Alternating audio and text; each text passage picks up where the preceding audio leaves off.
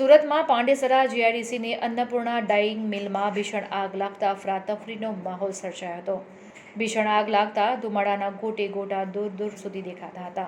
7 fire સ્ટેશનોમાંથી 18 વાહનોની મદદથી લગભગ 4 કલાકની જહેમત બાદ આગને કાબૂમાં લેવામાં આવી હતી.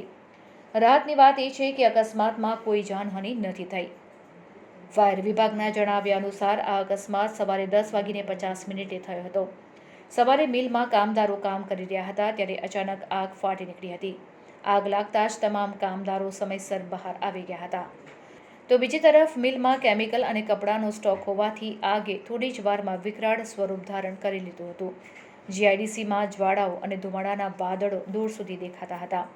અન્નપૂર્ણા ડાઇંગ મિલમાં ભીષણ આગની માહિતી મળતા જ મેયર દક્ષેશ માવાણી પણ ઘટનાસ્થળે પહોંચી પરિસ્થિતિનો તાગ મેળવ્યો હતો.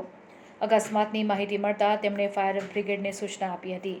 અરાજકતા અને ભયનું વાતાવરણ હતું. માહિતી મળતા જ માન દરવાજા, પૂના, ભેસ્તાન, ઉધના, ડિંડોલી, મજુરા અને કતારગામ ફાયર સ્ટેશન પરથી 18 વાહનોને રવાના કરવામાં આવ્યા હતા.